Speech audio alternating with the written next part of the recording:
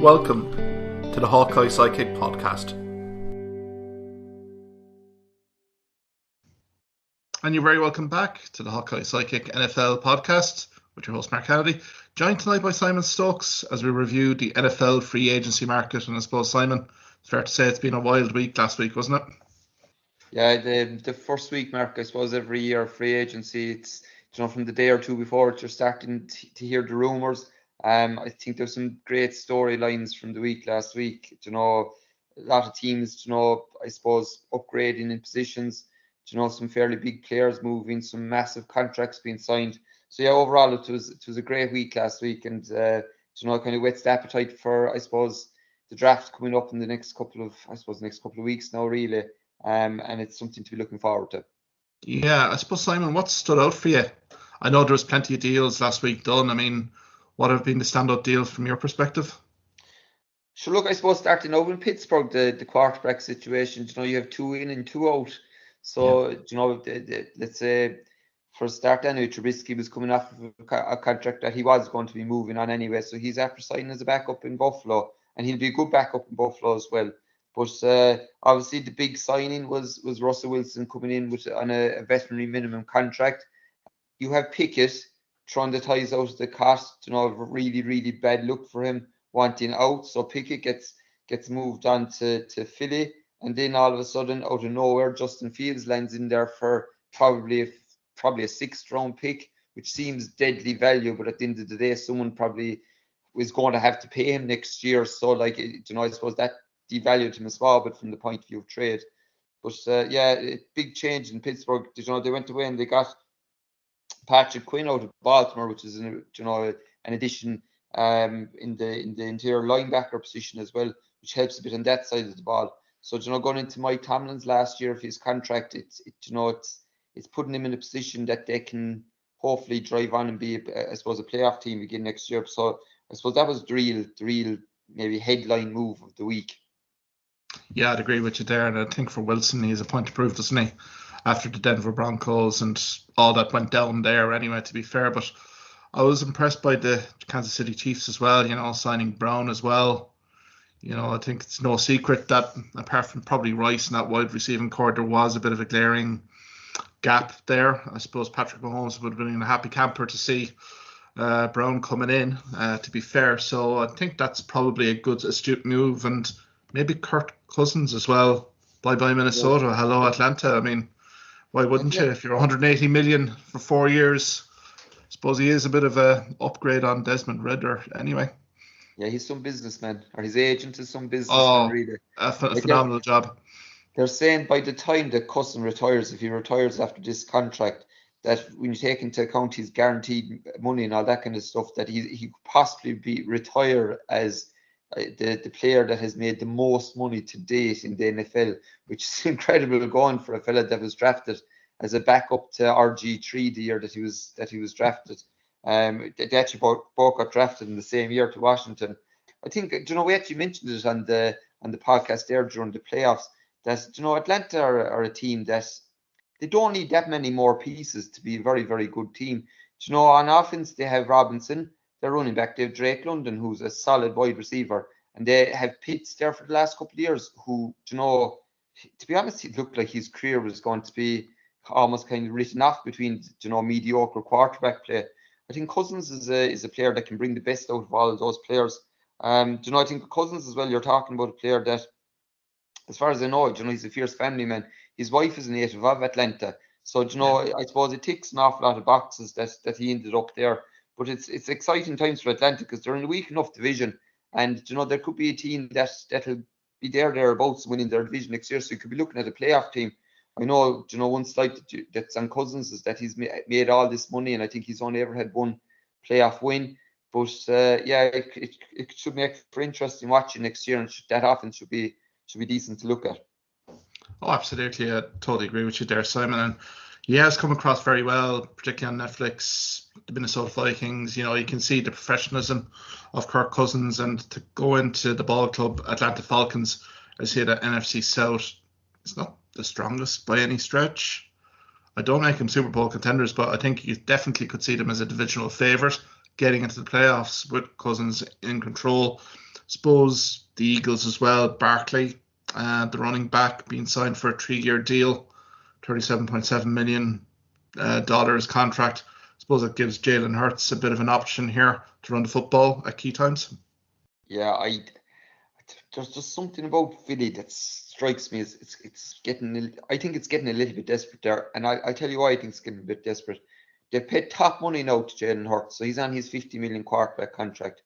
If you see any of the running back contracts that are being handed out during free agency, 6, 7, maybe 8 million is kind of like the going rate that's on the go, and they're coming in here and they're basically paying Barkley, who is a fantastic player and came out of Penn State and was a great player coming out from college, but a fantastic player, but pretty much been injury prone for the last couple of seasons, and they're paying him top money. Like, you could have a scenario where you're paying the best part is nearly 65 million between your quarterback and your running back, and it wouldn't be beyond possibility that the two of them boys could get injured at some stage next year and it could be without the two of them. So I think Philly are trying to get back to Super Bowl again. Obviously, big news that Kelsey has retired there as their starting centre in the last couple of weeks. So I often think that the centre is a position that's often kind of half overlooked, overlooked on on a starting team. It's going to probably take a little bit of bedding in for the new centre who has been there for a few years and was drafted into Philly, but it'll take a few years for him a bit of time anyway for him to kind of settle in. So I just wonder how they'll get on next year. There's a lot of movement in the NFC East. Like, the Giants appear to be, I don't know what to say about the Giants. It hasn't been a great free agency for them. But like, Washington have got 16 new players, and are likely to go after a new quarterback in the draft. Now, look, the less said about probably Dallas, the better. It doesn't appear that Dallas have done anything in free agency and have lost. No. They've lost some key. Like, Jerry Jones was all talk after, the week after they got knocked out of the playoffs. He was all talk that they'd be going kind of all in this year and there'd be no stones unturned. But like, to be honest with you, Mark, I don't think Dallas are setting themselves up great at all next year. So, like, look, Philly could win a soft division next year, but I don't know if it's mental spending the amount of money they are. Like, they're leading the market, paying their running back. I don't know if that's in the modern NFL. I don't know if that's a good locus operandi. Indeed, yeah, because didn't Kevin Bowers leave the Philly as well? He went to the Chicago Bears as well for a nice deal as well. That agent has done himself a magnificent job anyway. So there is a bit of a moving parts there, particularly in the Philadelphia Eagles, particularly in that defensive side of football. Derrick Henry, 2-year deal, $16 million deal to the Baltimore Ravens. Nice option for Lamar Jackson here to go a little bit more nimble. Great option, but I think the one problem I see with the Ravens going into next year, like, look, they've lost Hollywood Brown, but look, he was probably a big part player for them anyway. But the one problem I see with the Ravens, there's 3 of the starting offensive line for the Ravens that have moved on. Yeah, the Jets have actually picked up 2 of them. I wonder if it's going to be like, they're going to have to go after offensive linemen in the draft. And from what I've been reading, the draft is pretty much very deep in offensive linemen and in wide receivers this year. So any team that's going after those 2 positions, there's definitely options for them. But like, you're going into now, Baltimore still have their starting center. The lad they drafted there, was it last year or the year before? Tyler Lindenbaum. They still have him, and he's supposed to be a fantastic player. But like, still, you're looking at a position that, like, the Ravens are going to try and run the ball. They're bringing in Henry now with Jackson. I just wonder, is it all going to end in tears because they don't have the big bodies in front of them to bash their way out, Yeah, no, I think this is where the coaching staff really going to earn their corn during the offseason, isn't it, Simon? But Baltimore have been traditionally a good run game franchise, so unless they've really identified gold here in terms of the NFL draft, I do agree with you here. Derrick Henry is a nice signing. I know he's getting into the 30s now, but I mean, if he can get a proper offensive line here, Obviously, you have Lamar Jackson as a running option as well, but that's useless if you don't have an offensive line that's pretty powerful. So I think that'll be a fascinating watch. Green Bay Packers here, Simon, as well. Xavier McKinney signing a 4-year contract, $68 million deal. I mean, good safety, plenty of traits going for him. The age profile, pretty aggressive. It's a good pickup. There has been a bit of movement in Green Bay. They're after picking up Jacobs from the Raiders, who is a solid running back. And like Aaron Jones was loved in Green Bay, obviously has moved on. But the thing with Jacobs, I think he has 3 or 4 years on Jones. He seems like a very good team kind of a guy. So like I think Green Bay, like obviously they were very close to beating San Fran last year in the playoffs, and like I don't think they've gotten any weaker, we'll say, through free agency. Obviously they have all those players, those young fellas on their rookie contracts for another probably year or two. So like, look, Green Bay are going to be in a position. Green Bay are probably in a win-no position really for the next probably this coming season and the one after it. So it'll be interesting to see what they go after in free agents or in the draft. Green Bay also made a move, particularly offensively, with Josh Jacobs joining the ball club. I mean, where does that leave Aaron Jones here, to be honest with you, Simon? I mean, he was never present 2 years ago, had hamstring injury early last season. That limited his kind of reps. But I mean, is this the Packers kind of focusing in? I know they've kind of changed up in terms of quarterback. Is this kind of evolving the Green Bay Packers into more of a run game offense? Well, look. As I said, I think Jacobs has his a couple of years on Jones. Anyway, I think Jones has moved on anyway. He's gone to Minnesota. So look, I think they're like obviously like Green Bay are going to be a decent passing team. Jordan Love is a decent player. Yeah, I think Jacobs. As I said, I think he may not. I do not see necessarily a massive jump from Jones, but like you're getting a fresher player, you're getting a player that's a couple of years younger. I think Green Bay are here to stay for the next couple of years. Yeah, absolutely, Simon. What about your ball club that you follow, New York Jets? How you? The first couple of days of free agency, I was getting very worried about it, but the Jets basically had two main areas that they needed to address in this draft. They had to draft off or sort out the offensive line, and they had to sort out some kind of an alternate option other than Garrett Wilson in the wide receiver position. So they went away and they're after picking up 2 of the Baltimore Ravens starting offensive line, Simpson, and they traded for Morgan Moses. So you're getting a right tackle and a left guard there. And then they went to their big money signing earlier in the week. This week they went away and they got Tyron Smith, who is like possibly your most key position in the defensive line. He's a left tackle, and they pulled him from Dallas. Now look, he's 32 years of age. Apparently last season he was only training to the side for the whole year for Dallas. So basically to keep him fresh for the game day. Same time, sure, like if he'll do the job for the Jets, I think he only missed 1 game last year. He has had injuries in the past, but he only missed 1 game last year. Like that's a fantastic pickup for the Jets. So we're going from a position where we were last year, where we were dealing with fellas coming up from the practice squad to fill in places in the offensive line, that we're in a position now that we have 2 lads that were blocking for the best rushing team in the NFL last year. A lad that was protecting Dak Prescott, and we also they drafted Joe Tippmann last year, who's a very promising center. And the 5th guy in is a lad called Elijah Vera Tucker, who he's picked up injuries the last 2 years, but he's literally an all-pro caliber player anywhere along that offensive line if needs be. But he'll be right guard. So the defensive line was started. Big money last night. Then they went away and got a wide receiver. So they got Mike Williams coming off of an ACL, all right. But Mike Williams is obviously big-bodied, previous top 10 NFL draft pick coming from the Chargers.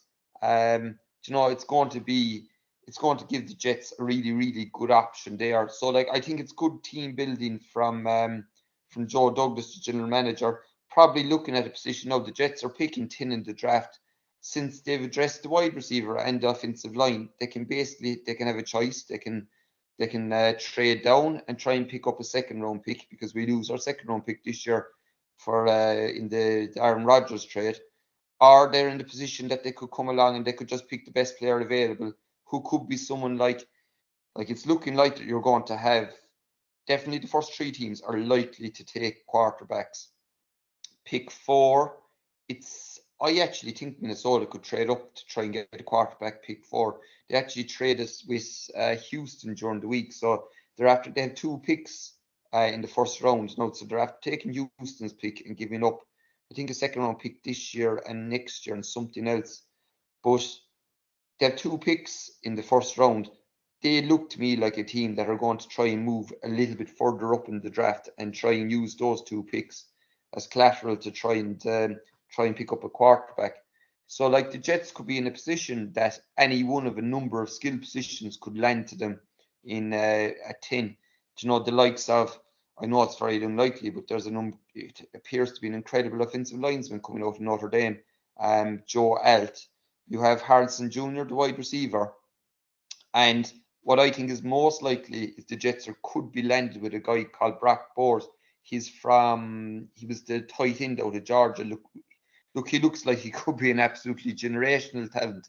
So, you know, if you can get a playmaker like that on an offensive a team that's offense seems to be kind of coming together, it gives me great hope. But look, they'll go to pot anyway. 2 of them will go down in preseason, and that'll be it. Closely followed by the New England Patriots, if I'm brutally honest with you, Simon. I mean, I've kind of been following their free agency a little bit, and to be honest, Jacoby Brissett is probably a decent quarterbacks signing, I think, just given where he was with the Commanders. I think $8 million 1-year contract. I mean, they've nothing really to lose there. He knows the crack in New England. You know, he was there before. He was. I think he's going to be a very important player for them, whatever he does this year, because I think New England are going to take a quarterback, or else they might trade down in the draft. But like, look, he's going to either be like, he'll likely start either way, but he's going to be a very, very important player to try and teach up, a rookie quarterback, to becoming something further down the line. I think New England got very lucky that they didn't get totally caught up in the whole Calvin Ridley prize pool there. Like, yeah, if we're very close. The Titans are after paying insane money. And like the talk is that, Ridley's after going to Tennessee for the main reason that it's one of these tax-free states. So he can get his 92 million pretty much tax-free there for the next 4 years or whatever it is. Like, all the talk was that he was going to stay in Jacksonville. But Ridley likes his cash, and he's moved on. But yeah, no, the Patriots have been fairly quiet. Do you know one team that hasn't been quite, Mark, are the Texans? I think the Texans are going all out. The Texans mean business, you know. They've got, like, I suppose they're looking at a situation where they seem to hit kind of the jackpot with CJ Stroud. They have their cheap rookie wide receiver as well, and Tank Dell, who looks like a serious player. So they have these boys in their rookie contracts. They have 2 or 3 years that they can spend a bit of cash before they'll have to take care of these boys. And they went away. They're after really upgrading on defense. They're after getting a couple of players from, a couple of linebackers, defensive ends, and gone away and upgrading the running back position. Joe Mixon coming in there from Cincinnati. It's the Texans strike me as a team that could be very, very dangerous next year. They're filling a lot of very important positions. Yeah, they've really evolved, haven't they, Simon? Given those acquisitions, really, really strong. I mean, you'd imagine CJ Stroud is going to be more stronger next season. What he has at his disposal, yeah. I mean, they impressed in the playoffs. Nothing to lose. Maybe a little bit of pressure on them now. I mean, the surprise packet is probably off them, but look, it's this signal of intention here for Texas, isn't it, that they really mean business. And if they have a good NFL draft, God knows how they'll go in terms of playoffs. Like back to the Kansas City Chiefs as well. Chris Jones being secured on a 5-year contract, $95 million guaranteed here. Thought that was a very astute business by the Chiefs. One of the most dominant defensive players back for a long-term stint.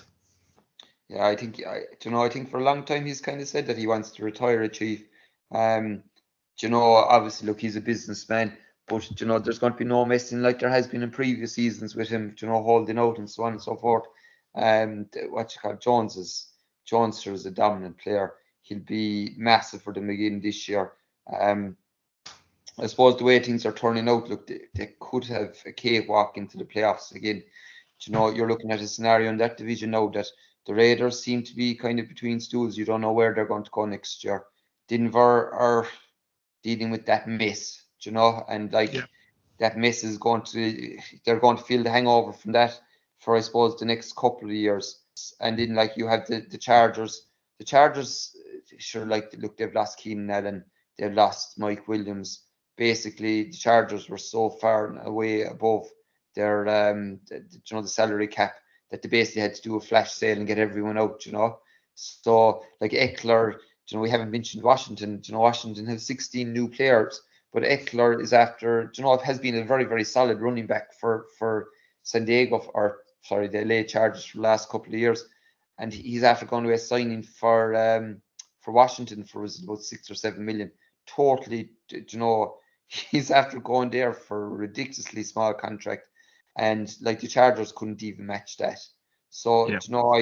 I think it's the Chiefs are lining themselves up for this three-piece, and I hear that Mahomes has restructured his contract again, which frees up another bit of money, so they mightn't be finished yet with their picking up bits and pieces to try and try to, I suppose, run it back again next year.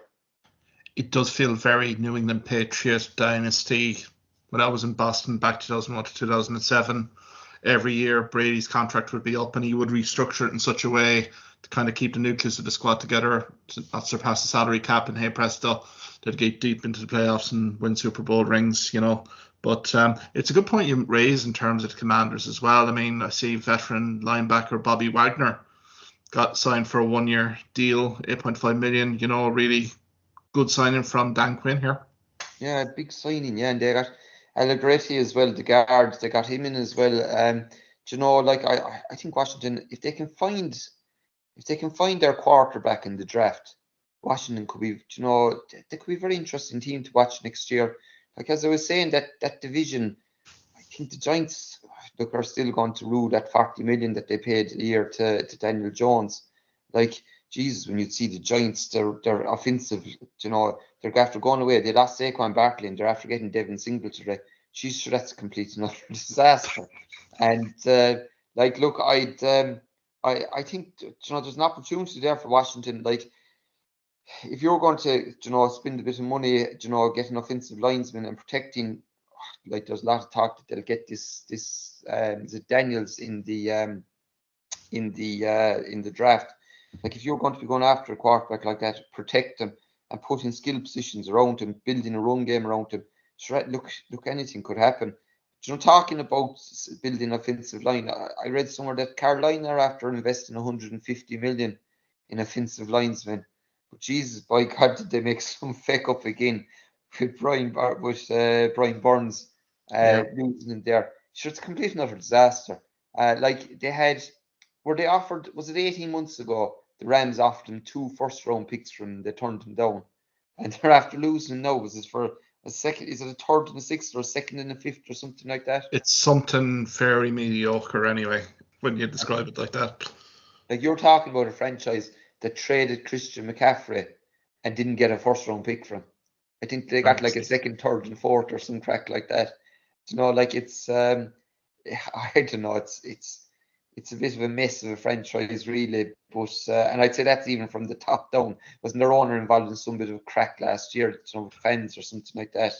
But yeah, no, it's it'll be interesting to see, will there be an improvement in Bryce Young this year? With like he was sacked a ridiculous amount last year, but will there be an improvement in Bryce Young? With a stronger offensive line in front of him? It's an intriguing point you raised there, Simon. Certainly. I don't think Carolina are going anywhere fast. The Commanders, though, I think this intriguing NFL draft here with Caleb Williams. I know Chicago have the pick, but Williams is from Washington, D.C.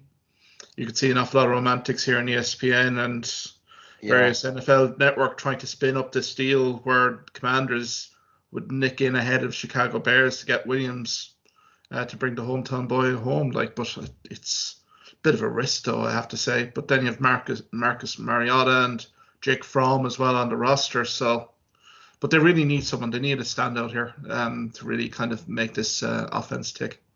yeah. Do you know the crack with Chicago? The talk is Caleb Williams doesn't want to go there. Zero, Um, zero, and zero. Doesn't want it. like, does any quarterback ever want to go to Chicago? Do you know? Like, I think it's 30 or 40 years since they've made a kind of a rookie quarterback done anything with them. See, the funny thing is, though, you have a setup in Chicago now, and like I'd have a lot of respect with Chicago how they dealt with the whole Fields crack. Like they decided they weren't going to go with him, but I think 4 teams rang about him, and Fields didn't want to go anywhere at any of those 4 places. Fields wanted to get his chance elsewhere and went away. And in fairness to Chicago, they gave him what he asked for. And he ended up in Pittsburgh with Russell Wilson. The thing with Chicago is if Caleb Williams comes in there, like, you know, a lot often you'll find, like with Bryce Young last year, Bryce Young goes to Carolina and he has Adam Thielen to throw the ball to, and he has a mess of an offensive line. Caleb Williams is going to be going to a Chicago team that have decent options on the outside in wide receiver. After spending a bit of money on Swift for the running back position, probably after overspending money, but look, that's a different matter. After upgrading on defense, building an offensive line, 2 first-round picks, he's gone into a fairly ideal situation for a rookie quarterback, and it looks like he just still doesn't want to go there. And there's talk that he might even push for, the old Eli Manning crack, where he'll say that he's not going to play there if he gets drafted there, and kind of pressurize into a draft or into a trade anyway. So look, it's interesting times ahead. A bit, kind of rose a couple of eyebrows that he decided to opt out of a lot of the events at the combine as well. So yeah, it'll be interesting to see how that all works out. Yeah, I thought it was interesting that he didn't really partake, as you say, an awful lot of the combine activities. I mean, would give the jitters on scouting networks here heading back to head offices and franchises about him?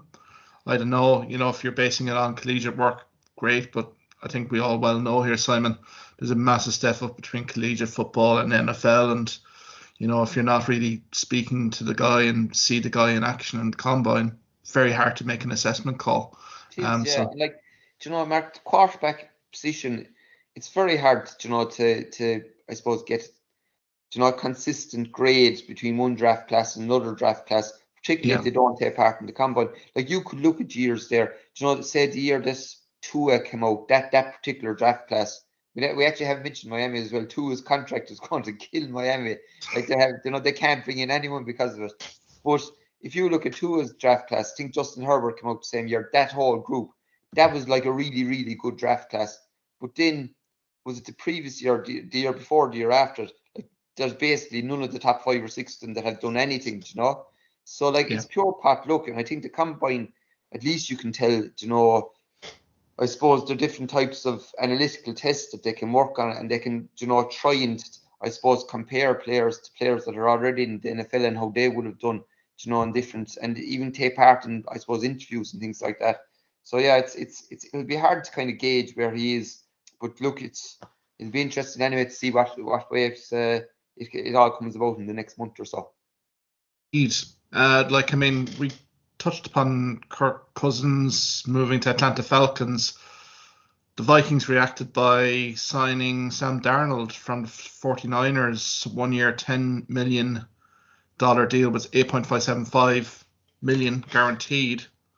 I mean, Cousins, I think, is a big loss for this ball club. Mark, I'd say you're looking at a situation there. Look, Darnold is only there for a year of a contract. That's only kind of a stopgate.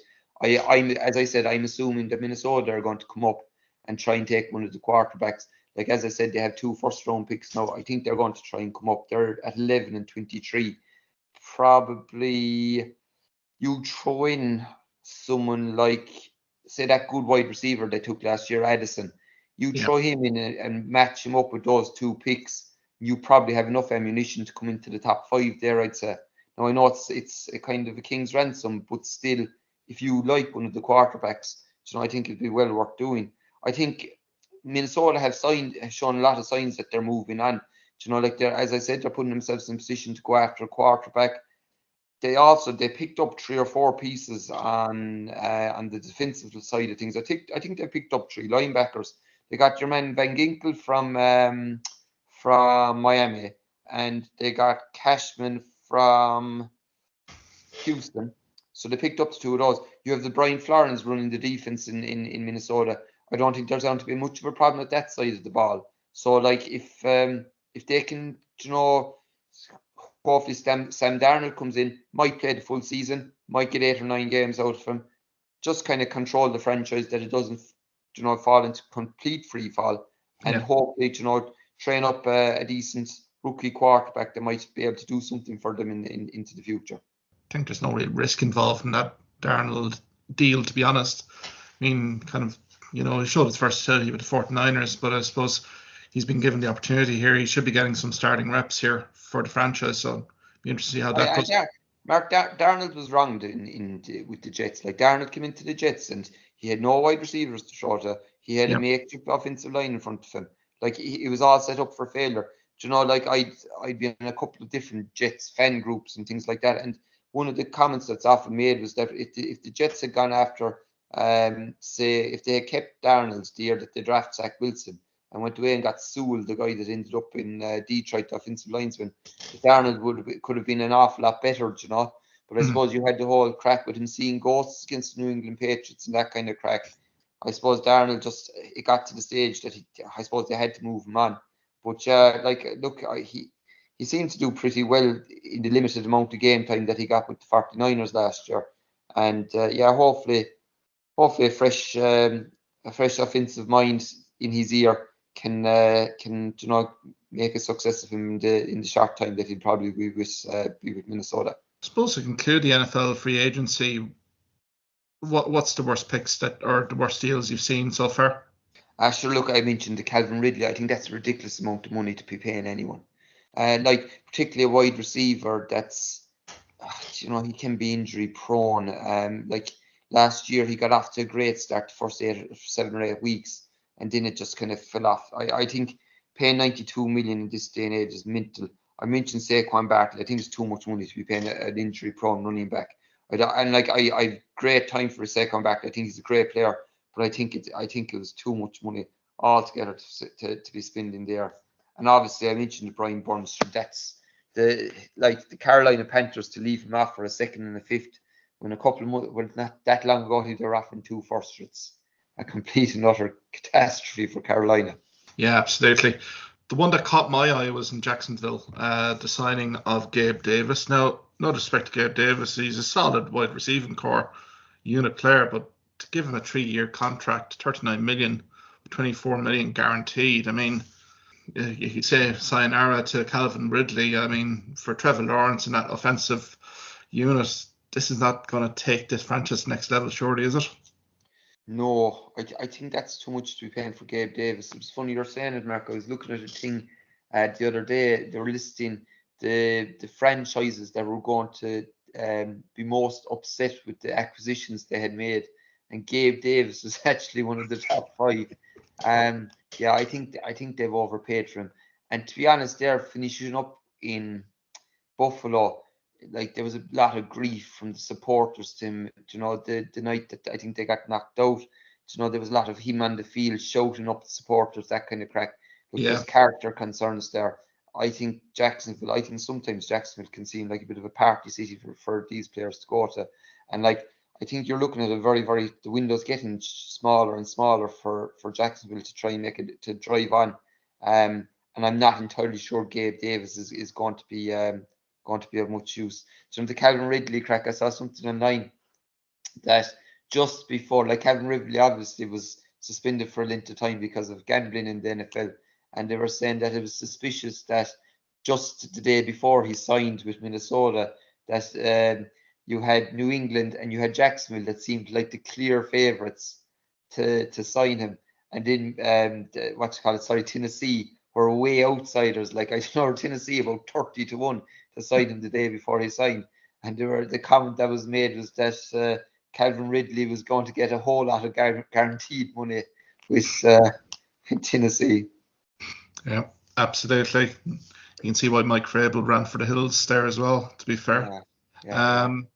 Yeah, like, to be honest, like Gabe Davis, like he's been given one of 25 highest paid receivers in the league now. So I think for Trevor Lawrence, I think NFL draft there from a Jaguars perspective, they're going to have to maybe upskill a little bit more on the offensive wide receiving core there for sure. I suppose we can conclude there, Simon, just in terms of the NFL draft. I know we had several Irish guys, prospects in the combine, did quite well. Anyone really stand out for you? I know we last spoke after the Super Bowl and the guys were just heading over to the combine, but I suppose reflections now, Simon, on how the Irish guys did. Yeah, sure. Look, from what I read, most of the feedback was reasonably positive. They all had shaky starts from what I know of the kicks that they took, but they all, and they all failed from, was it 60 or 65, which is like it's a long kick. But the general feedback was quite good. I think one comment that was made was like these were all grown men, and that the scouts were kind of suggesting that these were fellas that they reckoned would be more, they were like grown men in comparison to the boys that are coming out from college. I know the kicker from Alabama, who's like, can't think of his surname now, but he kind of, I remember that he hit whatever field goal, and he hit like the record for the most points of a player ever to play, or a kicker to play in whatever division he's in the NFL. I know he's kind of seems as kind of the gold standard when it comes to kickers this year in the draft. Now look, the talk directly after was they were to be flying home on the Monday or the Tuesday after, and they were told the next thing they were being signed up to an agency and they were hanging around there for a little bit longer. It'll be interesting to see, I suppose, what comes out of it if any of them are picked up. Like obviously it's advantageous to all the teams because they all have an extra place in their practice squad to hang on. If any of these players get signed to a practice squad, it's the equivalent while the season's going on. It's the equivalent of about probably the best part of 10 grand a week. So it'll be well worth their while if they were pulled up for that. So it'll be interesting. Hopefully one or two of them might make it. I know the talk was that the Jackson lad from Down was probably the standout kicker between the lot of them. But yeah, it'll be interesting to see how it goes. Yeah, no, I think it's been a fantastic experience, great exposure for anyone in Ireland looking to get into the NFL. I think an awful lot of the scouting networks were very complimentary of all the guys that went over to really put themselves out there. And I mean, that is what it is, putting themselves out there in a sport that may not have been familiar with them up until recently. They performed very well. I think their interviews went exceedingly well. So, look, I think it'd be a fantastic story, Simon, if one or two of them can be picked up into training squads, particularly springtime training squads, just to see what they're about. And who knows, we might have someone else apart from Dan Whelan maybe hit a few reps in the preseason. Did you see the guy from Castle Island? There was a video going on around about him during the week. He's punting with Georgia Tech, but they're over here playing in the start of the season, the college season. So yeah, it's like, and from what I've been hearing, the exposure the boys got during the combine there has led to a whole load of players signing up to the whole Tig Leader project going forward. So yeah, this mightn't be just kind of a 1 year thing. You could have a kind of a continuous stream of Irish lads. Like there seems to be a load of Australians kicking in the NFL now, and particularly in college in America. So it'd be great if there was that kind of a pathway for Irish guys to get in there as well. Oh, certainly. It's going to attract more guys, even coming out of college in Ireland here, that age profile, good Gaelic footballers or rugby players are well able to kick. So, I think the opportunity is there for them now after seeing what they've seen with regards to the guys that have gone over. But fair play to them, and look, we'll keep posted in terms of any developments there. I suppose Simon would leave it there. I mean, it has been a very exciting start to the NFL free agency. I know we're fast approaching then the NFL draft, so maybe we'll join back then to see the runners and riders and see where Callum Williams actually did go. Yeah, I'd say Illinois and the Chicago Tourism Board are not really happy with him at the moment with what's going on, but I think we'll know. But I suppose, Simon, we'll see if we can get Dan O'Brien back here as well to really talk about the NFL draft. And look, he'll probably set us up for kind of preseason in a few weeks. Thank you for listening to this podcast episode. If you liked what you heard in this podcast, why not subscribe to the Hawkeye Sidekick podcast on either Amazon, Spotify, YouTube or Twitter platforms. You can also follow me at Hawkeye Sidekick on Facebook and Twitter for the latest sporting opinions, articles and reports.